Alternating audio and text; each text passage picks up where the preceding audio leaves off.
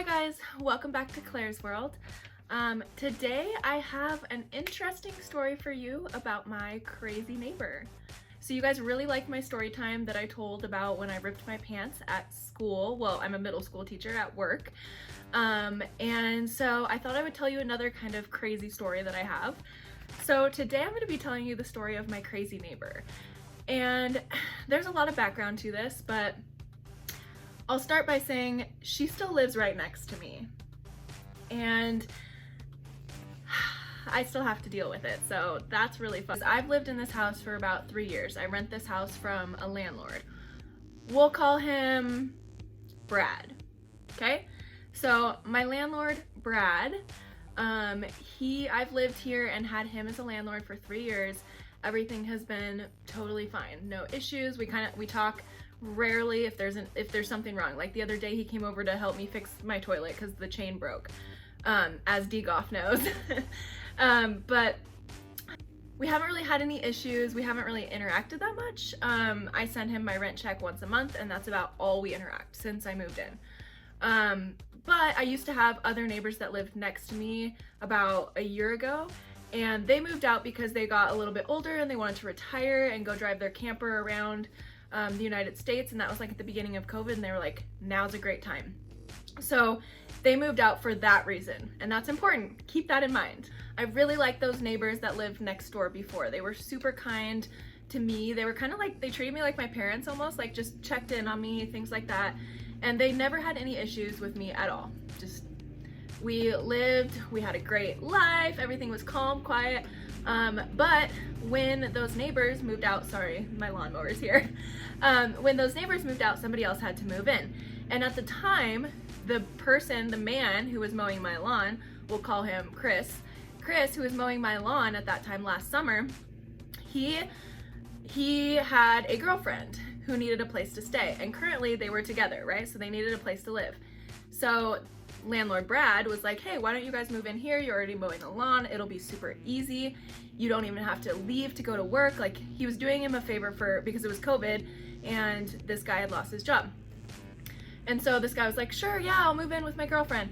Well, this guy who was the lawnmower, we'll call him Mario the lawnmower, he was so rude. Like, he would come over, he would mow the lawn, and he would get upset about the littlest things. Like, there would be leaves in the front yard, and he would be upset. He would be like, why don't you pick up those leaves next week before I mow the lawn? I'm like, because they just blew into the yard this morning. Like, I live in a windy town.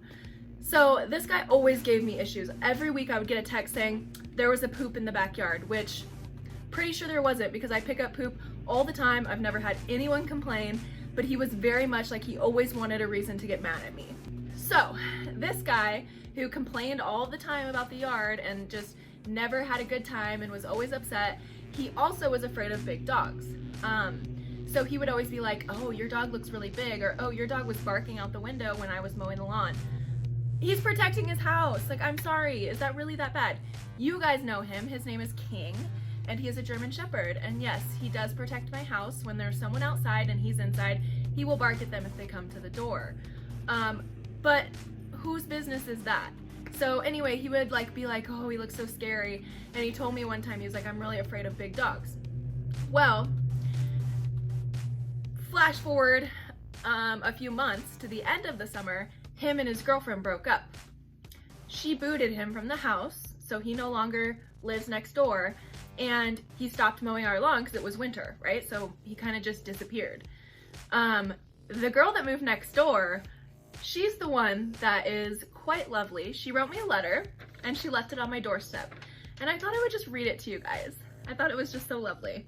It says, "Dear next door neighbor, I just wanted to take a moment and thank you. Sometimes at night, I accidentally fall asleep. Maybe it's because I am a single, full-time working mom who just happens to be tired." Notice she mentions she's single a lot. It's because they just broken up and she was quite upset. "But when I was graciously awoken by your barking dog at 1:41 a.m., and then in parentheses, King, ? This morning, I was reminded how a single, full-time working mom doesn't need sleep.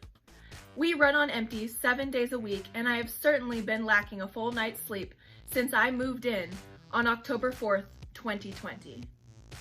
It never fails, and I can always count on your barking dog waking my 6-year-old daughter and I up at all hours of the night, every night, multiple times a night. So again, from the bottom of my icy cold little heart, thank you. Keep up the good work. Smiley emoji. I am choosing not to speak with Brad about this in hopes that the issue will be solved after this. Sincerely, Cruella DeVille, your tired, overworked, single mom neighbor. P.S. This envelope is sealed not with saliva, that's gross, but with my sleep-deprived tears. And it came with some cookies from the grocery store down the street on my front porch. What? like, what? This letter is well written. She obviously went to school. But, first of all, sorry, but King is not barking at all hours of the night. I would know that. He's in my bed sleeping with me. I would know. He would wake me up. And he's inside, so I don't know. I mean, the thing is, the neighbor, so when she moved in, her boyfriend, who used to mow my lawn, he told me, he was like, oh yeah, like, she used to live out in the country, but now she's moving into the city because she wants to be closer to schools for her daughter, which is fine and well, like, cool, but it's not my fault that right behind us, there's an apartment complex with all kinds of dogs.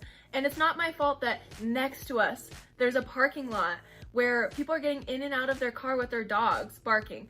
And it's not my fault that in front of us, there's a house with a big dog that barks all of the time. So like, I understand your frustrations. This is insane. This is actually insane. So that's the letter I received, you guys, from my crazy neighbor.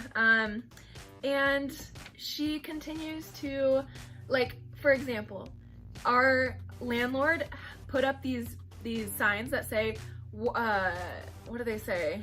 Warning, guard dog or whatever, right? Dog, I don't know, do not enter dog, something, right? Like those dog signs that's like no trespassing, there's a dog.